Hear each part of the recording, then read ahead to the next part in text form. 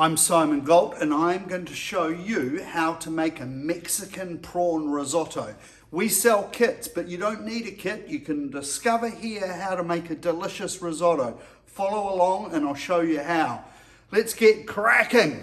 1.2 litres of hot water goes in. Now I'm going to use vegetable stock. This is a concentrate.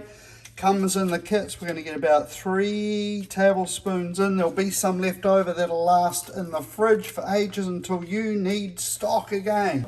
Whilst our stock is coming to a boil, let's get our prawn cutlets out. Remove the shell off the tip of the prawn cutlet and cut them up into small bite-sized pieces. As soon as the stock comes to the boil, give it a little stir. Have your prawns ready.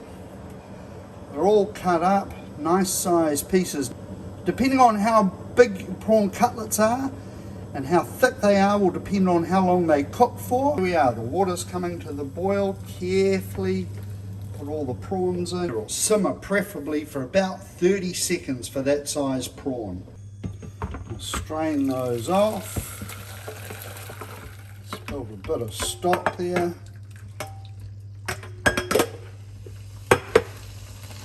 Well, the beautiful thing about an induction cooktop is when you spill something, you can just come along and wipe it up because the element is actually the base of the pot. And I'm all cleaned up there. Easy as that. And I have got half a cup of sweet corn and half a cup of baby peas. You could use 1 cup of sweet corn and 1 cup of prawns, or you can divide it in half like I have. There we go, and they are already cooked, so all I'm doing is heating them up. I'll let them literally come to the boil, strain them off. There we go. So now I will just rest those with the prawns. Now I can turn the stock off. Turn the heat on a medium-sized pot, and you've got 2 oils in the kit. One is Pukara lemon oil. We want to save that until the end when we're plating. The extra virgin olive oil goes in, all of it. It's 2 tablespoons. I'm going to get the onions in. That's 1 onion that's been finely chopped up, and I will saute these onions until they're soft without adding any colour. So that means I'll need to hang about and stir them often and not have the heat too high.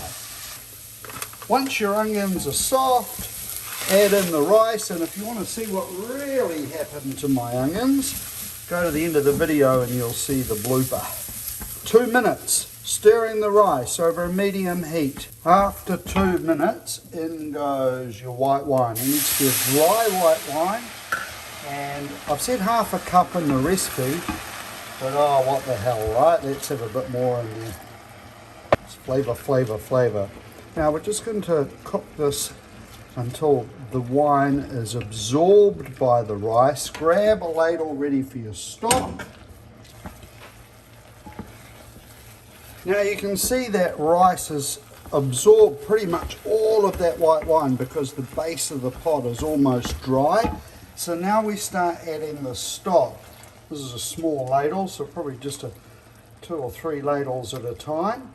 And once that's almost been absorbed by the rice, we add some more. And this process will take about 20 to 22 minutes until almost all the stock has been absorbed and you have a soupy consistency. You can see just about all of that stock has been absorbed. When I scrape through like that, there's just a little bit of liquid. If pot becomes dry, that's okay as well, but we want that rice to absorb all the stock.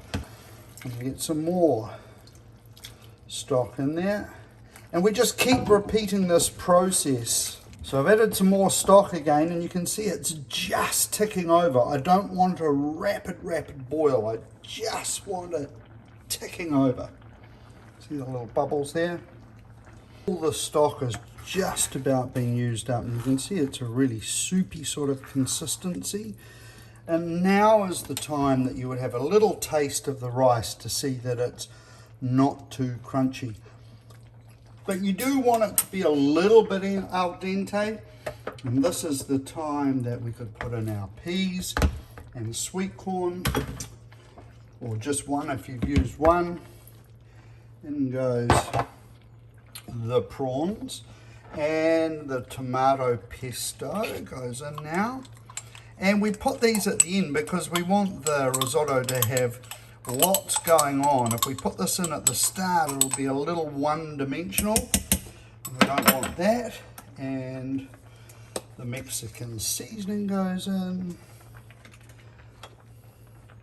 The butter goes in. Oops. In it, not at it, right? There we go. And the grated cheese. I've saved a little bit in case somebody wants some over the top, but you want to get at least 3/4 of it in, and you can always add more. Now we're just going to literally fold this in, and it will start to thicken up a little bit as the cheese melts in there. Oh, that looks good. Give it a good stir up. And we've got a good pot full there, haven't we? I think that would feed 8, but I tell everybody 6. It's always good heated up the next day. It's thickened up a little bit, so I'm going to put a little bit more stock in there. Just a little bit. I want it to ooze on the plate, so I like that soupy consistency. Let's see what it looks like on the plate, right? Now is when we are going to use the Pukara lemon oil, so we'll just fill it up. There we go. That's ready to go.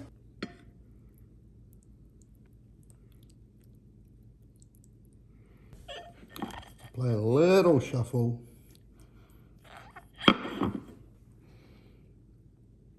And a few drops of the Pukara lemon oil.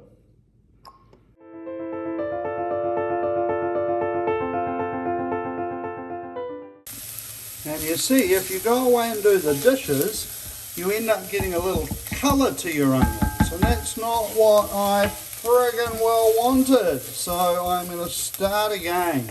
Grumpy, grumpy.